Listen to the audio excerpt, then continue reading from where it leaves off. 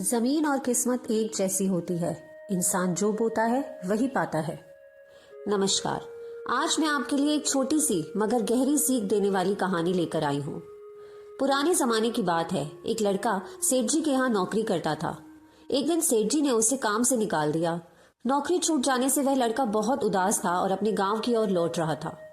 रास्ते में उसने एक बूढ़े बाबा को देखा जो कंधे पर 3 झोले लटकाए चले जा रहे थे। बाबा ने लड़के से पूछा, इस गांव में कोई मजदूर मिलेगा? लड़के ने जवाब दिया, क्या काम है?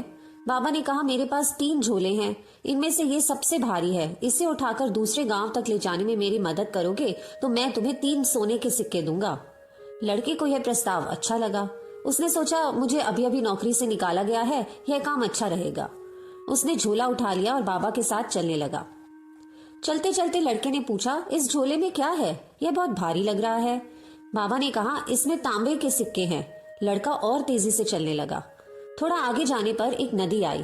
बाबा ने लड़के से कहा, मेरे पास अभी भी 2 झोले हैं, अगर मैं फिसल गया तो नदी में बह सकता हूँ। क्या तुम दूसरा झोला भी ले लोगे? मैं तुम्हें 3 और सोने के सिक्के दूंगा।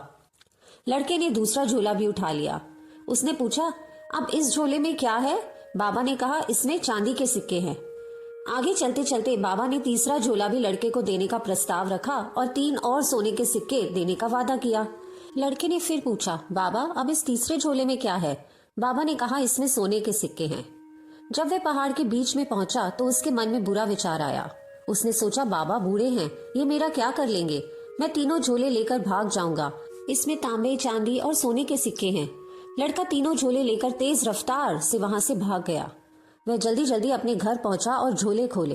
पहले झोले में पत्थर थे, दूसरे में भी पत्थर और तीसरे में भी केवल पत्थर ही निकले। लेकिन तीसरे झोले में एक पर्ची भी मिली। उस पर्ची पर लिखा था, बेटा मैं इस राज्य का राजा हूँ, मेरी कोई संतान नहीं है। मैं ईमानदार व्यक्ति की तलाश में था जिसे अपना उत्तराधिकारी बना सकूं। अगर तुमने ये झोले नहीं चुराए होते तो आज तुम इस राज्य के राजा बन जाते, लेकिन तुमने मुझे धोखा दिया। लड़का फूट फूट कर रोने लगा। उसने सोचा, मैंने जीवन भर ईमानदारी से काम किया, लेकिन एक गलती ने सब बर्बाद कर दिया। जी हाँ दोस्तों, ये कहानी हमें सिखाती है कि जीवन भर की मेहनत और ईमानदारी को एक बुरा कदम बर्बाद कर सकता है। बुराई से बचे और जब भी आप पर बुराई हावी होने लगे, अपने जीवन के अच्छे मूल्यों को याद करें। ईमानदारी और अच्छाई की राह पर डटे रहें। याद रखें, जीवन में बड़े फैसले लेने से पहले खुद से पूछें कि आपने अब तक अच्छाई क्यों चुनी थी। यही आपके जीवन को सफल और सार्थक बनाएगा। अगर आपको आज की कहानी पसंद आई हो तो वीडियो को लाइक करें, चैनल को सब्सक्राइब करें और इसे शेयर करना ना भूलें। धन्यवाद।